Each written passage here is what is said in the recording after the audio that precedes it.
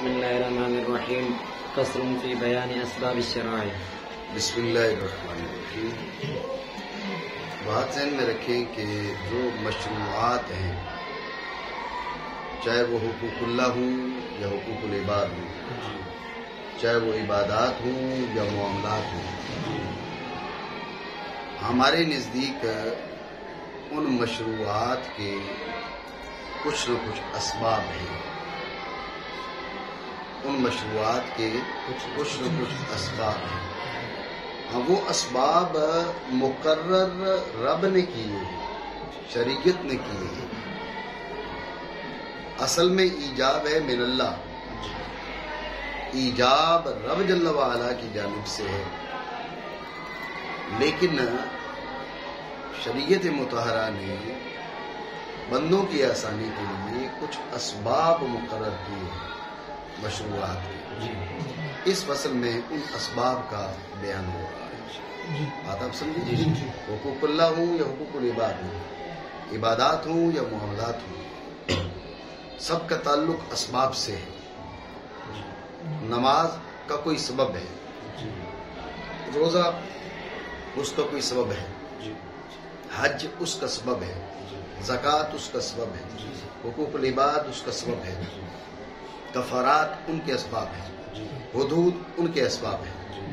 بنائے اور مقرر رب نے کیے ہیں. ایجاب من اللہ ہے، ٹھیک ہے، ایجاب من اللہ ہے، لیکن شریعت نے بندوں کی آسانی کے لیے کچھ اسباب مقرر کیے ہیں جس میں بندوں کی آسانی ہے. وہ اسباب کیا ہیں، کس شے کا کیا سبب ہے، اس فصل میں انہی اسباب کا بیان ہے. ٹھیک ہو گیا؟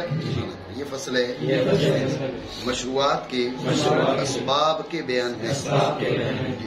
اعلم ان اصول الدین مفروعہ مشروعۃ باسباب جعلها الشرع اسبابا لها كالحج.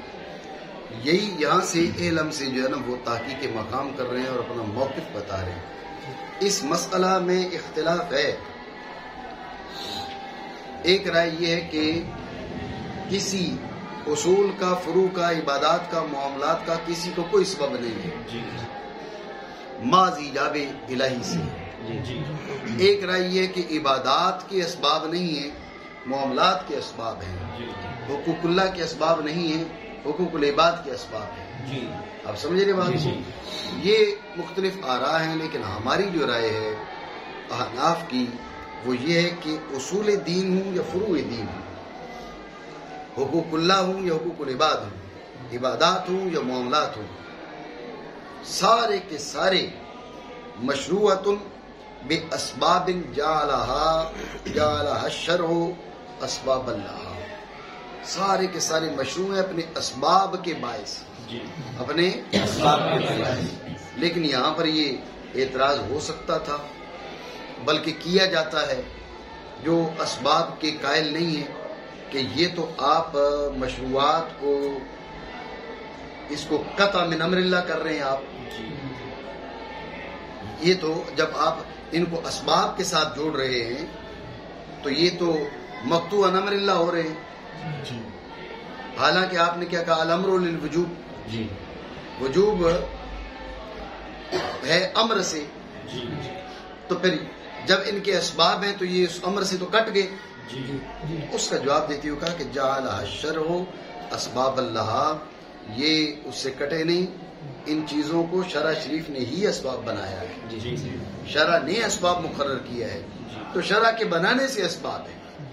جب شرع کے بنانے سے اسباب ہیں تو لہذا شرع سے کٹے نہیں. بات سمجھے؟ اس کے اندر ایک اور اعتراض کا جواب بھی آ گیا. اعتراض یہ ہوتا ہے بھائی اگر یہ اسباب ہیں تو قبل از ورود شرع بھی یہ چیزیں واجب ہونی چاہیے.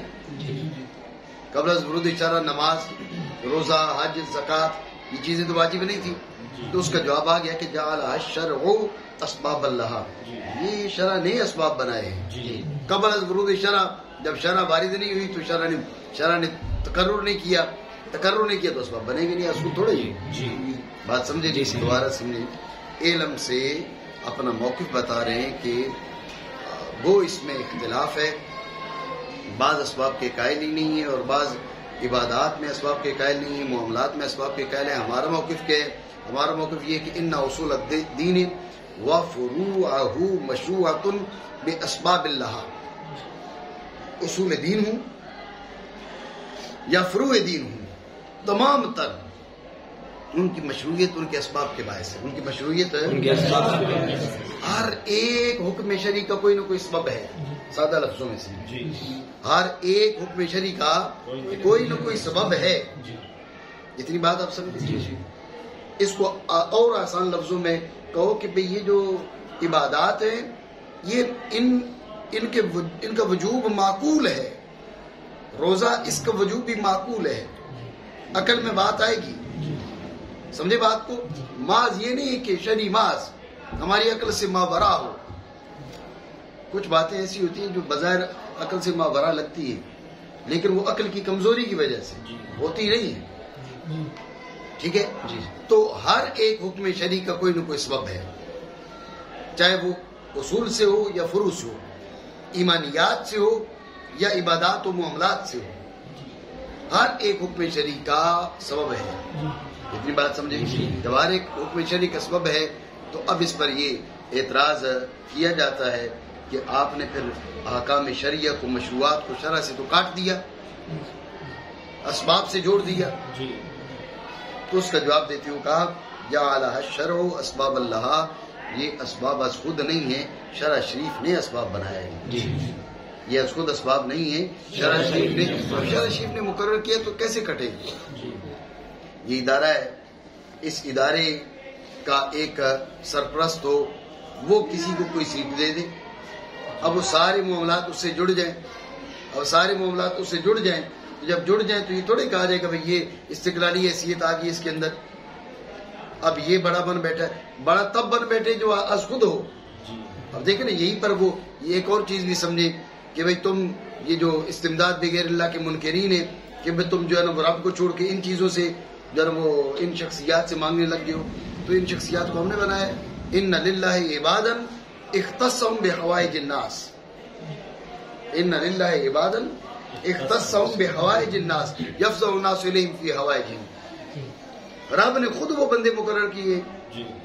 سمجھ رہے بات کو؟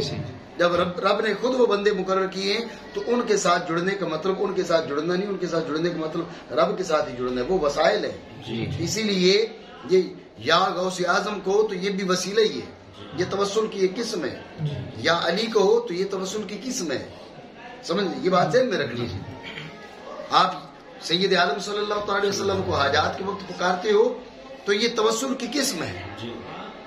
یہ بات ذہن میں رکھنا. بات میں اس طرف تفصیل سے نہیں لے کے جاؤں گا، یہ ضمنی طور پر بات آ گئی. جب خالق کے کائنات نے کسی کو وہ عہدہ دیا، ہاں ابھی جو مطلب لوگ ہیں نا استمداد کے منکرین، اور معاذ اللہ وہ جناب والا بتوں والی آیات یہاں پر لے آتی ہیں. بتوں کو رب نے بٹھایا نہیں ہے وہاں پر، سمجھے؟ تو بتوں کی طرف جو رجوع ہے یہ ہے من اللہ انقطاع ہو گیا، رب کو چھوڑ کے ادھر آ گئے. لیکن جن کو رب نے یہ سیٹ دی ہے، رب نے یہ حیثیت دی ہے، رب نے دی ہے، تو ان کے ساتھ جڑنا نہیں ہے، یہ رب کے ساتھ جڑنا ہے. آپ سارے معاملات حضور علیہ الصلوۃ والسلام کے پاس لے کر جاتے ہو.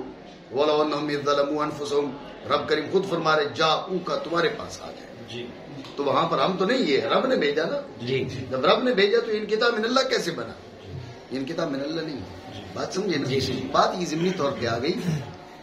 تو اعتراض یہ ہے کہ تم نے کیا کیا، تم نے مامورات کو اور احکام کو، مشروعات کو شرع سے کاٹ دیا. تو اس کا جواب دیا جعل الشرع اسباب اللہ، ہم نے نہیں کاٹا اور کٹے بھی نہیں، کیونکہ یہ منصب شریعت نے ان کو دیا ہے. نہیں سمجھو بات؟ تو ایک اور اعتراض کا بھی جواب آ گیا. جو اسباب کے قائلین نہیں ہیں انہوں نے کہا بھئی اگر یہ اسباب ہے تو قبل از ورود شرع بھی یہ چیز موجود تھی نا. بیت اللہ شریف موجود تھا، مال موجود ہے، اوقات موجود ہے، اوقات صلاۃ، تو نمازیں بھی لازم ہونی چاہیے تھی قبل از ورود شرع. تو اس کا جواب دیتے ہوئے کہا جعلہ الشرع اسباب اللہ، یہ اسباب بنائے شرع نے ہے نا. قبل از ورود شرع کی کیسے بات کرتے ہو؟ قبل از ورود شرع، جب شرع کا ورود بعد میں ہوا تو پہلے سے ان کو کیسے ہم سبب بنا لیتے؟ وہ از خود نہیں ہے، बेजाल शरई है तो शरह वारिद होगी तो अब उनका सबब होना मुकर्रर होगा। बात आप समझे? ठीक हो गया।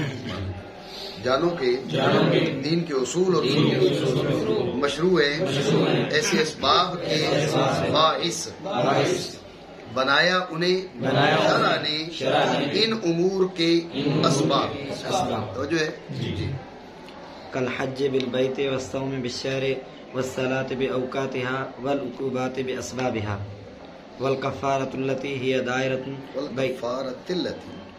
वल्कफ़ारतुल्लती हिय दायरतुन बैनल इबादति वल उकूबति बिमा तुज़ाफ़ु इलैहि मिन सबबिन मुतरद्दिदिन बैनल खतरि वल इबाहति वल मामला बैनल हज़्रि वल इबाहति वल मामलातु बितअल्लुक़िल बक़ाइल मक़दूर। क्या हो गया? माकौल पे मातूफ है, वल मुआमलाते पढ़े वल मामलाति बितअल्लुक़िल बक़ाइल मक़दूर बितआतिहा वल ईमानी बिआयात दलालत अला बिलआयात दालत अला हुदूसिल आलम। मिसालें दे दी इसबाब की और खुदा समझे बात को। हज का जो सबब है वो क्या है? बैतुल्लाह शरीफ। हज का सबब क्या है? रोजे का जो सबब है वो शुहूद शहर रमज़ान है। इसमें फिर आगे इख्तिलाफ है कि शहर और रमज़ान बे लयालिहा व अय्यामिहा या फ़कत अय्यामुहा। एक राय ये है कि शुहूद शहर यानी उसकी लयाली और अय्याम ये सारा सबब है, और एक राय ये है कि नहीं, यौम का जो जुज़े अव्वल जुज़े लाए तजज़्ज़ा है वो सबब है। समझ रहे बात? नमाज के असबाब है उनके औकात, उकूबात। अब जिस किस्म की उकूबत है, जिसकी उकूबत है, जिसकी जानिब मुज़ाफ होगी, ये भी ज़हन में रख लो। यहाँ पर ज़िमनी तौर पर बात आगे, मज़ीद आगे चल के बात आएगी कि उकूबत जिसकी जानिब मुज़ाफ हो, ये इजाफत अलामत है इस बात की कि मुज़ाफ इलैह सबब है मुज़ाफ का। सलातुल ज़ुहर, ठीक है, सलातुल अस्र, ज़कातुल माल, उश्रुल अर्द। समझे बात को? ये अलामत है किस बात की? ये इजाफत अलामत है इस बात की कि मुज़ाफ इलैह मुज़ाफ का सबब है। हज बैतुल्लाह जी ऐसे नहीं कहा जाता, ऐसे कहा जाता ना, तो मतलब बैतुल्लाह हज का सबब है। ये इजाफत जो है ये सबब की पहचान के लिए ये क्या है? ये शरई इस्तिलाह है। बात ज़हन में रखना, ये शरई इस्तिलाह है, लुग़वी और इस्तिलाह नुहात की नहीं। भाई ना भी जो इजाफत से बात तो ना भी करते हो, ठीक है, वो अपनी जगह पर करते हो। इजाफत की अक़साम बयान कर देंगे, भी लफ्ज़ी है, मानवी है, फिर बवास्ते मिन है, बवास्ते लाम है, बवास्ते फी है, वो उनकी अपनी बातें हैं। उलमा जो शरअ के हैं, शरई इस्तिलाह क्या है? शरई इस्तिलाह ये है कि भाई इजाफत अलामत इस बात की कि मुज़ाफ इलैह मुज़ाफ की का सबब है। ये भी मुतलक नहीं। जब आप मशरूआत की इजाफत करें, मशरूआत की इजाफत करें तो ये अलामत है कि मुज़ाफ इलैह मुज़ाफ का सबब है। मुज़ाफ इलैह मुज़ाफ का सबब है। हज बैतुल्लाह, हिज्जुल बैत, बैत क्या है? हज का सबब है। सलातुल ज़ुहर, सलातुल असर, सलातुल मगरिब, सलातुल फज्र, सलातुल इशा मुज़ाफ इलैह मुज़ाफ का सबब है। सौम शहर रमज़ान, शहर रमज़ान सौम का सबब है। ज़कातुल माल, माल ज़कात का सबब है। ये बात ज़हन में रखो, समझे बात नहीं? कफ़ारतुल जमील जी, हद्दुस सरक़ा, हद्दुस ज़िना, हद्दु शुर्बिल ख़म्र। नहीं समझ रहे बात? ये जो इजाफत है ये अलामत है इस बात की मुज़ाफ इलैह मुज़ाफ का सबब है। नहीं समझ? जैसे हज बसबब बैत की, सौम बसबब शहर की। तो आप कह सकते हैं भाई ये क्या दलील है कि सौम की का सबब शहर है? तो मैंने आपको बता दिया कि शरअ शरीफ में सौम की इजाफत पाई जाती है शहर की जानिब। सौम शहर रमज़ान, ये इजाफत मुअर्रिफ है इस बात की कि मुज़ाफ इलैह मुज़ाफ का सबब है, मुज़ाफ इलैह मुज़ाफ का। ठीक हो गया? और नमाजें अपने औकात के बायस, हुकूबतें अपने असबाब के बायस, ठीक है, हुदूद लगती हैं, हदें जो है उनकी हद सरका है, हद ज़िना है, माअज़ल्लाह, تو یہ اب کیا ہے، حد سر کا اس کا سبب ہے، حد زنا اس کا سبب ہے. بات سمجھے نہیں سمجھے؟ ٹھیک ہے. کفارہ ذہن میں رکھنا، کفارہ دائر ہے بین العبادت والعقوبت. کفارہ جو ہے دائر ہے بین العبادت والعقوبت. بین العبادت بھائی جناب والا 2 مہینے کے روزے رکھو، روزہ عبادت نہیں ہے جی. 3 روزے رکھ لو، عبادت نہیں ہے، عبادت ہے. کفارہ قسم کا، مثلا کفارہ جناب عمدن روزہ توڑنے کا، اس کا رمضان کا روزہ عمدن توڑنے کا کفارہ. کیا کرنا ہے جی؟ روزے رکھنے.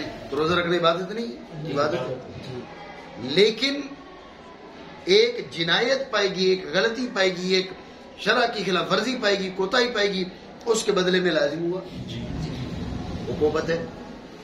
اس لیے ذہن میں رکھیں کفارات جو ہیں وہ دائر ہیں بین العقوبت اور عبادت. وجہ ہے چونکہ عبادت کی جہت بھی موجود ہے، عقوبت کی جہت بھی موجود ہے. عبادت کی جہت بھی موجود ہے، عقوبت کی جہت بھی موجود ہے. لہذا سبب بھی ایسا ہی ہوگا. جو کس میں دائر ہوگا؟ وہ دائر ہوگا حضر و عبادت کے بیچ. جو سبب ہے اس کا وہ حضر و عبادت کے بیچ دائر ہوگا. حضر کا تعلق ہوگا عقوبت سے، عبادت کا تعلق ہوگا عبادت سے. بات سمجھے نہیں؟ ٹھیک ہو گیا. دوبارہ سمجھیں، جو کفارے ہیں، کفارے کو دیکھیں پہلے. کفارہ خود کیا ہے؟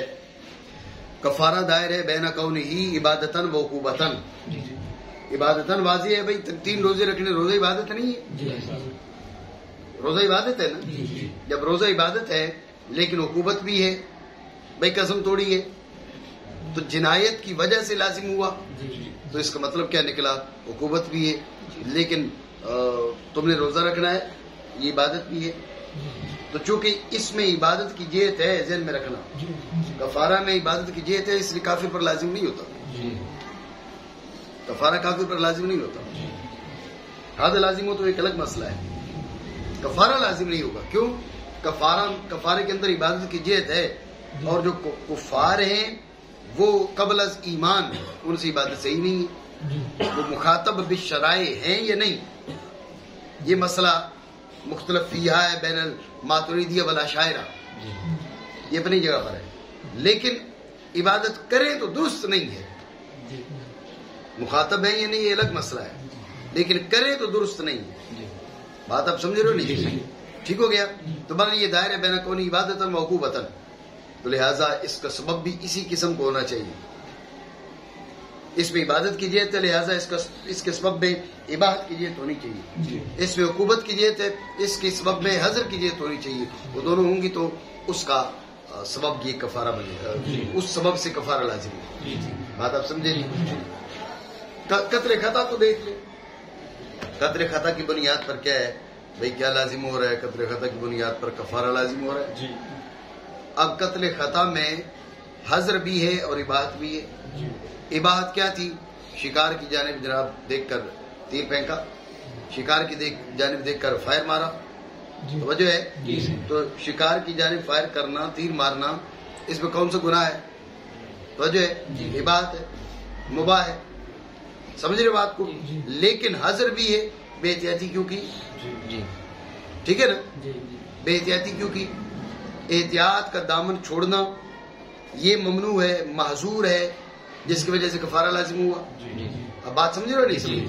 ٹھیک ہے. تو دونوں، اگر وہ معذور محض ہو، معذور محض ہو تو کفارہ لازم نہیں ہوتا. مباح محض ہو تو جب بھی کفارہ لازم نہیں ہوتا. معذور محض قتل احمد کو کر لے. مباح محض بھائی جناب شکار کیا آپ نے کسی جانور کا جس کے شکار حلال ہے، آپ نے شکار کر لیا تو اس پہ کفارہ لازم نہیں، تو مباح محض ہے. بات آپ سمجھے نہیں؟ اور کفارہ دائر ہے عبادت اور عقوبت ہونے کے درمیان. وہ کس سبب سے؟ بس اس کے جس کی جانب مضاف ہوتا ہے. کفارہ یمین تو سبب یمین ہے. کفارہ زہار تو سبب زہار ہے. کفارہ قتل خطا تو سبب قتل خطا ہے. سمجھے نا؟ اس لیے کہا کہ کفارہ بما تضاف الیہ، جس کی جانب مضاف ہے. بات سمجھے نہیں سمجھے؟ ٹھیک ہے. ہاں من بیانیہ ہے تو سبب کیسا ہوگا؟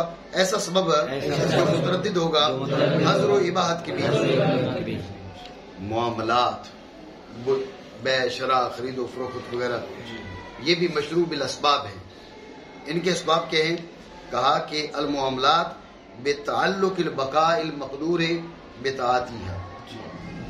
معاملات کا سبب کیا ہے؟ معاملات کا سبب ہے نوع انسانی کی بقا کا، نوع انسانی کی بقا کا تعلق ان اسباب کی طاعتی کے ساتھ.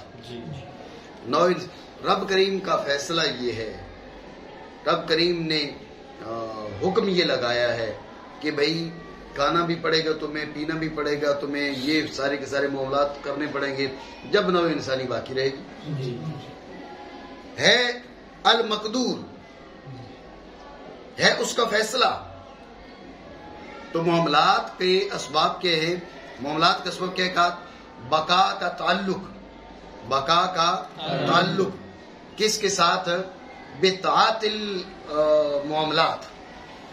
معاملات کرو گے تو بقا ہوگی.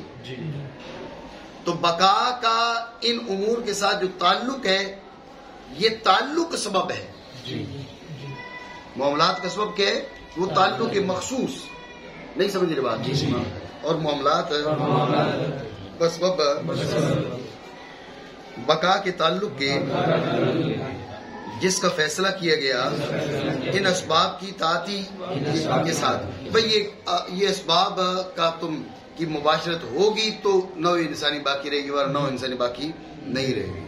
سمجھ بات کو؟ اچھا کیا کہا تھا؟ اصول اور فروع. یہ ساری کی ساری فروع ہے. اب اصول اصل کا بیان کر رہے ہیں. جو ایمان ہے اس کا بھی تعلق ہے کس کے ساتھ؟ بالآیات الدالۃ علی حدوث العالم. ایمان کا وجوب جو ہے وہ کس کے سبب ہے؟ قابل آیات الدالۃ علی حدوث العالم. بات سمجھے نہیں؟ اور ایمان بسبب ان نشانیوں کے جو دلالت کرنے والی ہیں عالم کے حدوث پر. تو جو آپ سوال کر سکتے ہیں ایمان کو آخر میں، یہ تو اصل الاصول ہے اور بات اس کی آخر میں کی ہے. تو یہ علم معنی کے نقطے کوئی نہ کوئی نقطہ بندہ بیان کر سکتا ہے. پانی پلانا ملا تو جو ہے نقطہ یہ ہے کہ آخر میں بیان اس لیے کیا اس بات کی طرف اشارہ کرنے کے لیے کہ ایمان کے بارے میں ملحوظ رہے کہ تا انتہا رہے. اصل میں انما العبرۃ بالخواتین،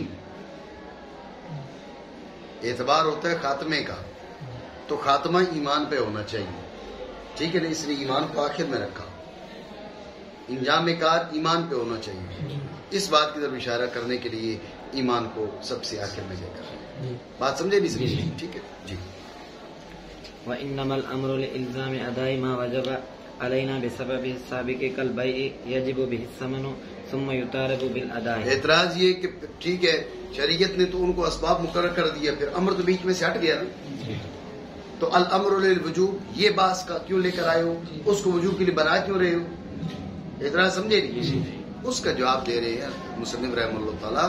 امر کا تعلق ہے، ایک ہے نفس وجوب، خود وجوب ثبوت، اور ایک ہے وجوب کی ادائیگی. ایک ہے ادائیگی کا وجوب، ایک ہے نفس وجوب اور ایک ہے ادائیگی کا وجوب. یہ دو الگ چیزیں ہیں. جو اسباب سے متعلق ہے وہ نفس ثبوت ہے، نفس وجوب ہے. امر کیا کہتا ہے؟ امر سے ادائیگی لازم ہو جاتی ہے. امر سے کیا ہوتی ہے؟ تو دو الگ چیزیں ہیں. امر اپنی جگہ پر کھڑا ہے، اسباب اپنی جگہ پر کھڑے ہیں. اب یہ دو الگ چیزیں ہیں.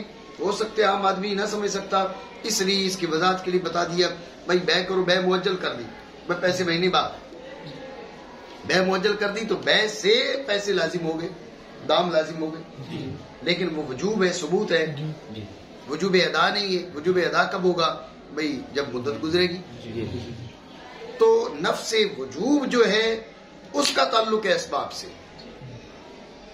امر سے پھر کیا؟ امر سے وجوب ادا ثابت ہے، وجوب ادا متعلق. بات سمجھے نہیں؟ امر اس ادائیگی کو لازم کرنے کے لیے ہے جو واجب ہے ہمارے اوپر اپنے سبب سابق کے باعث پہلے ثبوت پایا گیا، اب امر نے آ کے کہا بھی یہ ہے نا تمہارے اوپر، چل ادا کر. سمجھ رہے بات کو؟ جیسے بے واجب ہوتے ہیں اسی سے دام، پھر مطالبہ کیا جاتا ہے ادائیگی کا. ٹھیک ہے، تو ادائیگی کا مطالبہ بعد میں ہے، پہلے نفس وجوب ہے پھر وجوب ادا ہے. ٹھیک ہو گیا جی. والدلالة هذا الأصل إجماعهم على وجوب الصلاة على النائم والمجنون. والدلالة هذا الأصل إجماعهم على وجوب الصلاة على النائم والجنون والمغمى عليه. والمجنون یہ جنون ہے، والمجنون صحیح. والمغمى عليه إذا لم يزدد الجنون والإغماء على يوم وليلة. بس تو اس بات کی کیا دلیل ہے کہ جو مشروعات ہیں ان کا تعلق اسباب سے ہے؟ اس کی کوئی دلیل بھی ہے آپ کے پاس؟ انہوں نے کہا جی دلیل ہے ہمارے پاس. آپ دیکھیں ایک آدمی سو رہا ہے تو وہ خطاب کا اہل نہیں ہے، وہ خطاب کا اہل نہیں ہے، خطاب کا مخاطب نہیں بن سکتا. خود حضور علیہ الصلوۃ والسلام نے فرمایا بھائی نائم سے قلم مرفوع ہے. تو اب نماز کے وقت سوتا رہ گیا، کیا اس پہ نماز لازم ہے؟ نہیں لازم، لازم ہے. تو اب لازم کیسے جب وہ خطاب کا حال نہیں تھا؟ فجر کے وقت سے پہلے سویا یا فجر کے وقت کے بعد اٹھا تو نماز کیسے لازم ہوگی اس پر؟ اس کے حق میں کیا متحقق ہوا؟ خطاب اس کا تو حال نہیں تھا، کوئی ایسی چیز اس کے حق میں متحقق ہے جس کی وجہ سے اس پہ نماز لازم ہے اور وہ وقت ہے. نہیں سمجھے بات؟ ایک آدمی ہے اس کو پاگل پن کا دورہ پڑ گیا، خطاب کا حال نہیں رہا، لیکن اگر اس کا جنون ایک دن رات سے آگے نہیں بڑھتا، اس سے کم رہتا ہے، تو حنفیوں کے نزدیک جو ہے اس پر ان نمازوں کی قضا لازم ہے. جب ایک دن رات سے بڑھ جاتا ہے تو اس وقت اس دوران کی نمازیں قضا اس پر لازم نہیں ہے. سمجھے بات کو؟ تو اب جنون جو ہے ایک دن رات سے زیادہ نہیں بڑھتا، کم رہتا ہے، قضا لازم ہے. بتائیے خطاب کا اہل ہے؟ نہیں ہے. خطاب کا اہل نہیں ہے، مخاطب نہیں بنایا جا سکتا، نماز کیسے لازم ہے؟ یہ علامت ہے اس بات کی کہ کوئی اور چیز ہے اور وہ وہی ہے جس کو ہم سبب کہہ رہے ہیں. بے ہوش ہو جاتا ہے، ایک دن رات سے کم بے ہوش رہتا ہے، جو بیچ میں نمازیں اس کی چھٹ جاتی ہیں وہ ان کی قضا لازم ہے. کیسی قضا لازم ہوئی؟ اگر آپ کہتے ہیں بھئی امر ہی کی وجہ سے ہے تو وہ مخاطب تو ہے ہی نہیں، امر کی وجہ سے کیسے؟ تو لازمی طور پہ کوئی اور چیز، یہ دلیل ہے اس بات کی کہ کوئی اور چیز ہے اور وہ وہی ہے جسے ہم سبب کہہ رہے ہیں. بات سمجھے نہیں؟ مزید گفتگو چونکہ فصل اسی بارے میں آگے گفتگو آئے گی. اور دلیل اس اصل کی اجماع ہے کا نماز کے وجوب پر. نماز کس میں واجب ہے؟ سونے والے شخص پر، مجنون پر، مغمى علیہ پر. یہ مجنون اور مغمى علیہ کی قید لگا کے ساتھ ہی قید، جبکہ نہ بڑے جنون اور اغماء ایک دن رات پر. امام شافعی علیہ رحمۃ کے نزدیک ایک نماز کے وقت پر، لیکن اجماع اس پر ہے کہ نائم، مجنون اور مغمى علیہ پر نماز لازم ہے. آگے جنون کی مقدار کتنی ہونی چاہیے اور اغماء کی مقدار کتنی ہونی چاہیے، ہمارا اور شافعیوں کا اختلاف ضرور ہے، لیکن اس پہ اتفاق ہے کہ نائم، مجنون اور مغمى علیہ پر نماز لازم ہے. یہ نماز کا وجوب یہ دلیل ہے اس بات کی کہ امر کے علاوہ، خطاب کے علاوہ کوئی اور امر بھی شریعت نے مقرر کیے جو جس سے وجوب متحقق ہو رہا ہے. سمجھے؟